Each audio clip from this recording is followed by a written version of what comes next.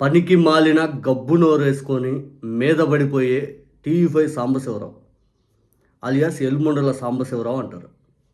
మన టీవీ5 సాంబశివరావు కమలాసన్ గారికి వార్నింగు, పెళ్లికి అటెండ్ అయినటువంటి సూర్య విజయ్ గారికి వార్నింగు, ఇది వైఎస్ సునీల్ రెడ్డి గారి కుమారుడు పెళ్లికి అటెండ్ అయినటువంటి సూర్య విజయ్ గారి పైన వార్నింగులు, ఇట్లా ఎంత కడుపు ఏడుపుతోటి చచ్చిపోయేలాగా తయారైపోయాడు.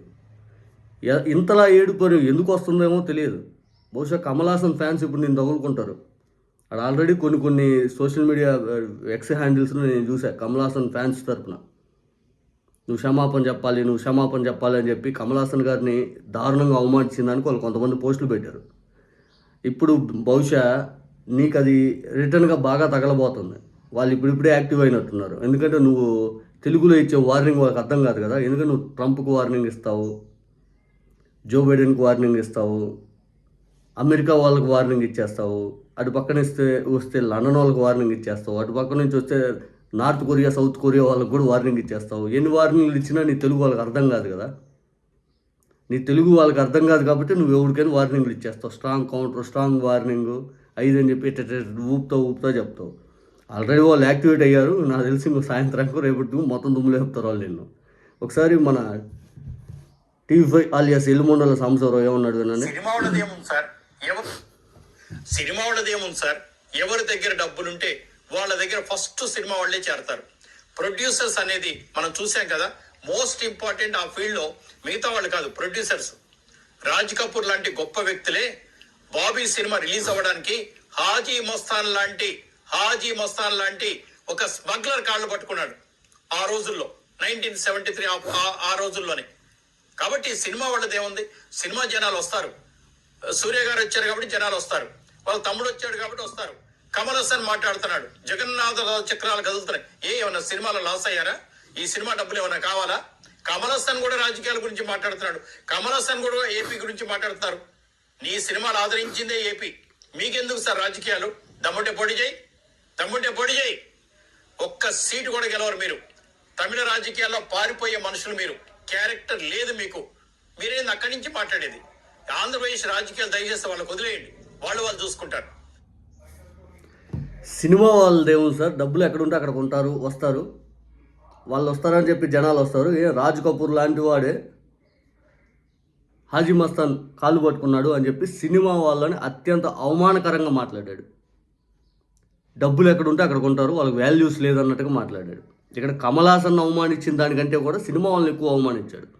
పవన్ కళ్యాణ్ గారు మీ ఇండస్ట్రీ తరపున మీరున్నారు, చిరంజీవి గారు మీరు మధ్యలో వస్తూ ఉంటారు. ఇక సినిమా ఇండస్ట్రీ తరపున ఎన్టీ రామారావు గారు కూడా ఉన్నారు రాజ్ కపూర్ ఆ పీరియడ్లోనే. అంటే ఇక్కడ అందరిని అవమానించాడు. సినిమా ఇండస్ట్రీలో పనిచేసే ప్రతి ఒక్కరిని ఇప్పుడు అవమానించాడు. సినిమా వాళ్ళది ఏముంది సార్ ఇదని. దీంతకంటే అవమానం సినిమా వాళ్ళకు ఉంటుందా? గతంలో ఇదే ఎల్ముండల సాంబశివరావు L అని చెప్పి లైవ్ డిబేట్లో సినిమా హీరోయిన్లు, సినిమా ఇండస్ట్రీలో పనిచేసే మహిళలను ఉద్దేశించి అన్నాడు ఇదే సాంబశివరావు. ఈరోజు సినిమా వాళ్ళది ఏముంది సార్, సినిమా వాళ్ళు ఎక్కడ డబ్బులుంటే అక్కడ ఉంటారంటే, చిరంజీవి గారు మీరు ఎక్కడ డబ్బులుంటే అక్కడ ఉంటారా? పవన్ కళ్యాణ్ గారు మీరు ఎక్కడ డబ్బులుంటే అక్కడ ఉంటారా?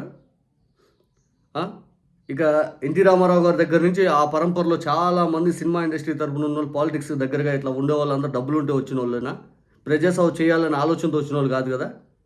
సినిమా వాళ్ళకి ఏం తెలుసు రాజకీయాలు అనే విధంగా మాట్లాడాడు. డబ్బులు ఎక్కడుంటే అక్కడ కక్కుర్తి బట్టి వచ్చే వాళ్ళు అన్నట్టుగా మాట్లాడాడు.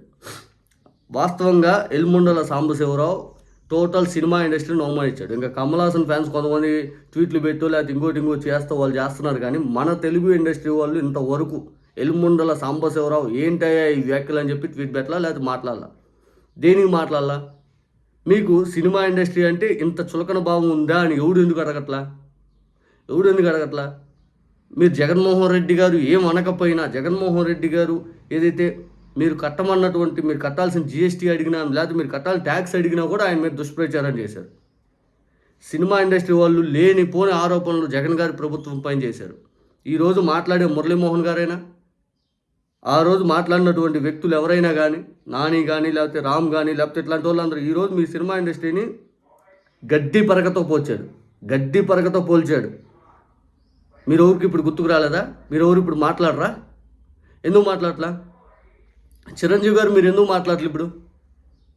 ఏమి చంద్రబాబు నాయుడు గారికి ఏమన్నా ఇబ్బంది అయిద్దని మాట్లాడలేదా?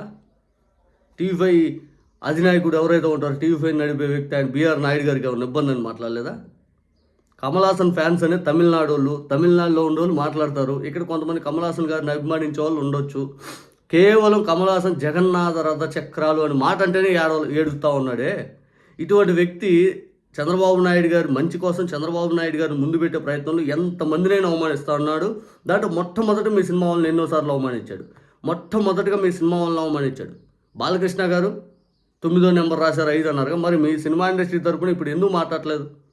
మీ సినిమా ఇండస్ట్రీ తరపున ఎంత దారుణంగా అవమానించాడు కదా, డబ్బులు ఎక్కడుంటే అక్కడ ఉండేవాళ్ళని. మరి ఎందుకు మాట్లాడట్లేదు?